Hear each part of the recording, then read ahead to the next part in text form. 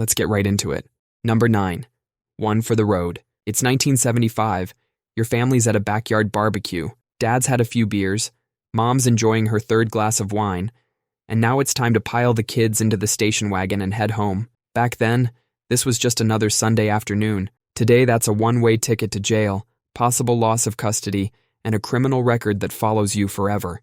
In the 70s and 80s, drinking and driving wasn't just common. It was practically a social norm. The phrase "one for the road" wasn't just a saying, it was an actual offer. Hosts would literally give their guests one last drink before they drove home. Imagine someone doing that today. They might as well hand you a jail sentence with a side of custody battle. In most states now, driving drunk with kids in the car isn't just a DUI. It's automatically charged as child endangerment. That means instead of just losing your license and paying a fine, you could be looking at serious jail time. In Pennsylvania, for example, you're looking at a minimum of 100 hours of community service, $1,000 in fines, and that's just for first-time offenders. Get caught again, and now we're talking years behind bars. These laws aren't just about punishment, they're actually working. Deaths from drunk driving have dropped by about 50% since the 1980s. So while your parents might reminisce about the good old days, maybe it's better that some things stay in the past. After all, nothing kills a barbecue buzz quite like 5 to 10 years in state prison. Number 8. The 4th of July free-for-all. If you grew up in the 70s or 80s, your parents probably handed you an M80 like it was a piece of candy. These weren't your modern sparklers and snakes. We're talking about mini dynamite sticks that could blow up a mailbox. Your dad would roll up to some guy selling fireworks from the back of his truck, and he'd come back with enough explosives to make the ATF nervous. Kids would be running around with bottle rockets, using them as Harry Potter wands. Except instead of Expelliarmus, it was more like emergency room. Today, if you gave a kid an M80, you'd be facing significant prison time. We're talking federal charges, not just a stern talking to from the local cop. Those M80s your parents casually tossed around are now classified as explosive devices. That's the same category as actual bombs. Cherry bombs that could take out a toilet are now considered destructive devices under federal law. Getting caught with one today is like getting caught with a hand grenade. Your parents could buy them at the corner store.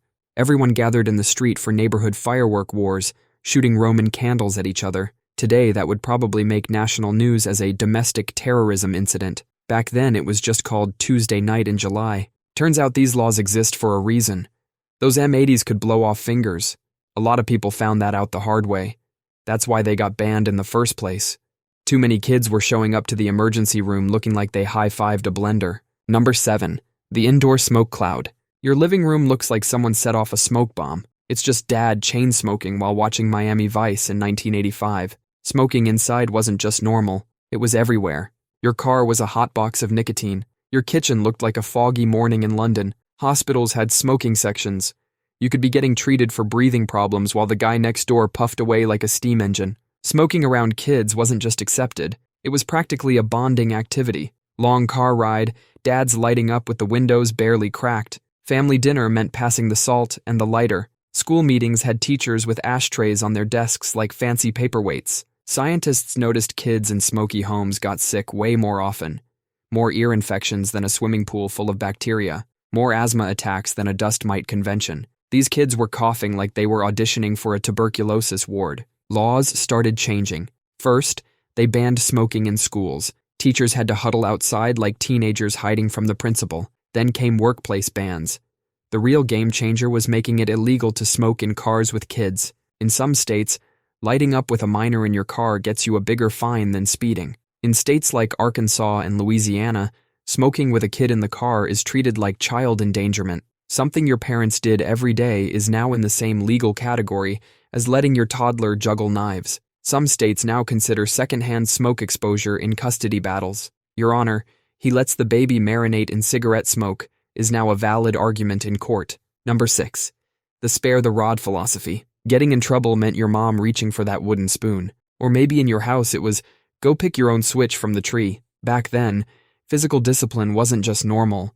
It was expected. Parents who didn't spank their kids were seen as too soft. These days, many of those old-school discipline methods could land parents in serious legal trouble, using objects like belts, wooden spoons, or switches. That's now considered assault with a weapon in many places. It's like going from spare the rod, spoil the child, to use the rod, meet the cops. The law has drawn some pretty clear lines. An open-hand spank might still be legal in some places, but anything that leaves marks or uses objects? That's crossing into criminal territory faster than your dad could say, "This hurts me more than it hurts you." Turns out physical discipline can rewire kids' brains in some pretty nasty ways. Kids who got hit regularly are more likely to have anxiety, depression, and anger issues as adults. It's basically like trying to fix your Wi-Fi by hitting the router. You might get immediate results, but you're probably causing long-term damage. People defend it by saying, "I got hit and I turned out fine." That's like saying, "I never wore a seatbelt and I survived." Just because you made it through doesn't mean it was safe.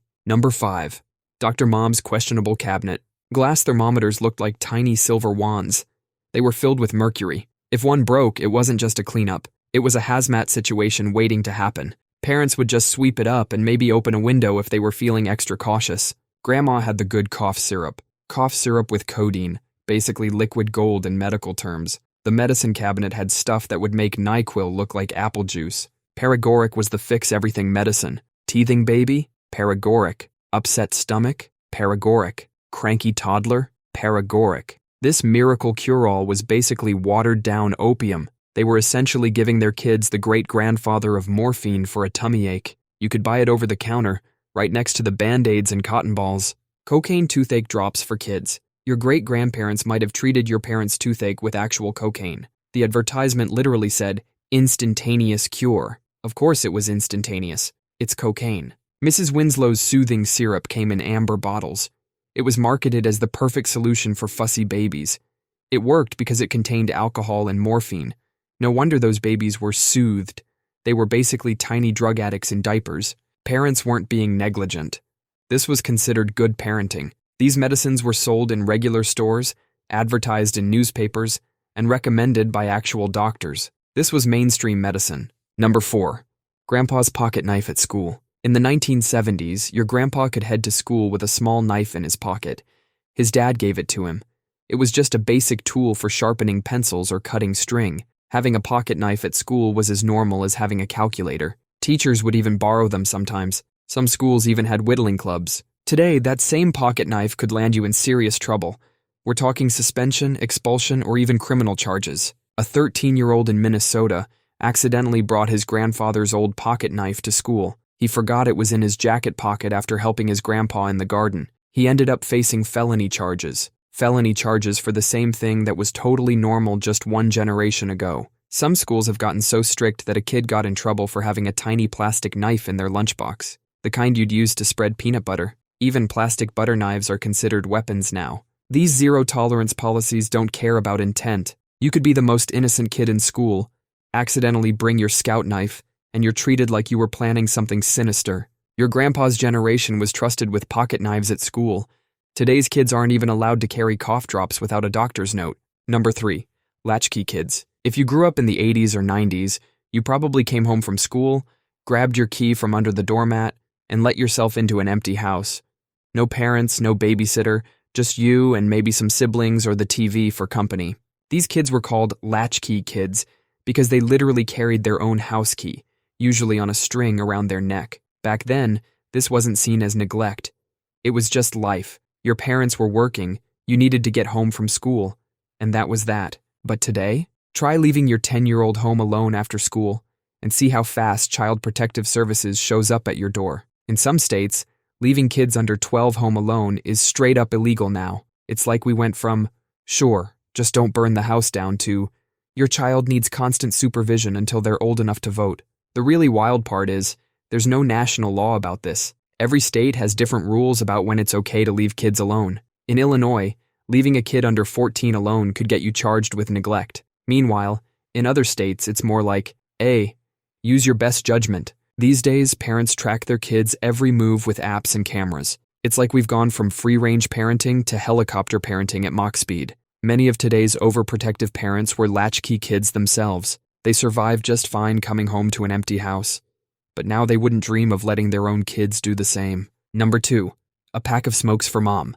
It's 1975. You're 8 years old. Your mom hands you $2 and a handwritten note. "Go down to the corner store and get me a pack of Virginia Slims." And off you go. Just another kid on an errand that would get your parents arrested today. Back then, sending your kid to buy cigarettes was as normal as sending them to grab a loaf of bread. The store clerk wouldn't even blink. They'd just read the note, grab the smokes, and sometimes even throw in a free piece of candy. These errands weren't just about cigarettes.